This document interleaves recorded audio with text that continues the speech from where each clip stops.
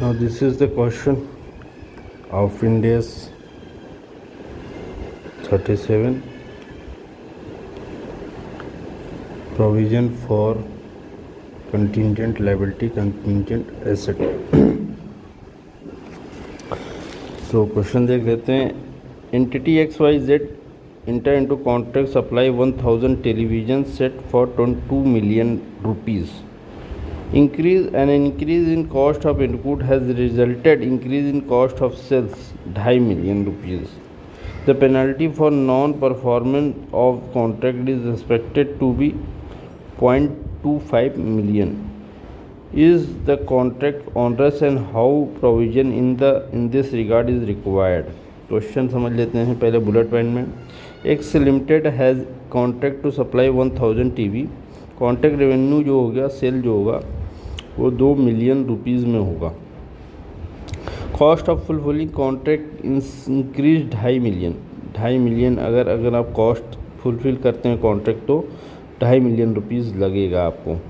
तो आपका लॉस हो जाएगा 50.5 मिलियन, मतलब 5 लाख रुपए का आपका नुकसान है.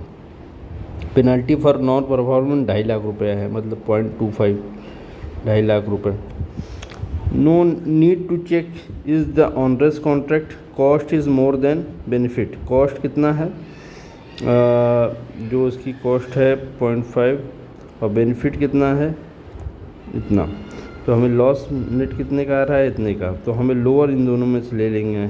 How much provision is required. Question का आंसर देख लेते हैं बुलेट पॉइंट में. India 37 defined onerous contract is equal to unavoidable cost more than expected benefit.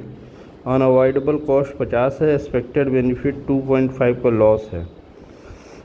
तो option fulfilling contract loss 50.5 million, cost 2.5 और sale revenue 2. Cancelling contract is 0.25 million rupees, मतलब 2.5 लाख रुपया. Provision lower of 2.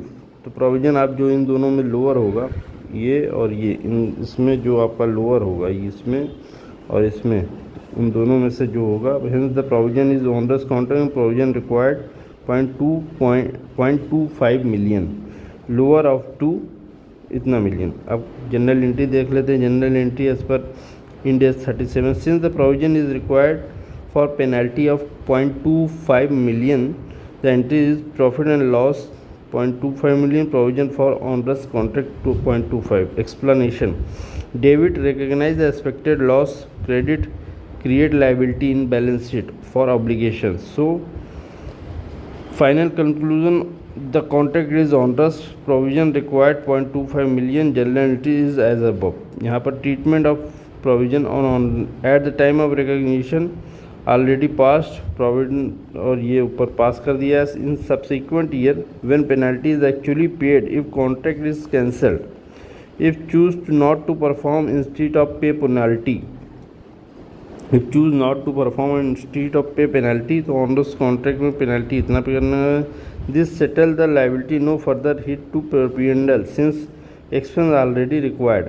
अगर contract को जो है छोड़ दिया गया, क्या नाम है, केवल पेनल्टी दे दी गई, तो उस केस में हमें 2.5 लाख रुपए का नुकसान है. और परफॉर्म किया गया, मतलब उसको एग्जीक्यूट किया गया, तो आपको 5 लाख रुपए का नुकसान है. If company perform the contract, actual loss on performance is मतलब 5 लाख रुपये, already paid 2.5 lakh, additional provision 2.5 lakh will be recognise in profit at the time of performing. Entry utilisation of existing provision. यहाँ पर जो है प्रोविजन ऑफ ऑनरस 2, इसको debit कर देंगे जो क्रेडिट किए थे, और सेल जो है वो क्रेडिट कर देंगे. कॉस्ट ऑफ सेल एक्सपेंस को डेबिट क्रेडिट कर देंगे. एक्चुअल रिकग्निशन ऑफ कॉस्ट जो है ये हो गया. नेट एडिशनल लॉस आपका ये बढ़ जाएगा. If cancel provision offset penalty, if perform total loss is इतना, बट टोटल 5 लाख, बस since 2.5 lakh 2.5 lakh was the already provided, only extra 2.5 lakh hit profit and loss later. अगर परफॉर्म कर दिया तो आपको 5 लाख रुपए जाएगा, जिसमें से 2.5 लाख ऑलरेडी आपने दे दिया है, तो 2.5 लाख रुपए आपको प्रॉफिट एंड लॉस में और डालना होगा।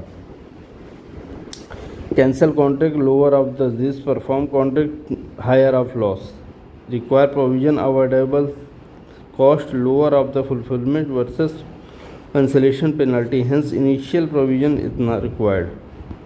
This is the question, it has been solved.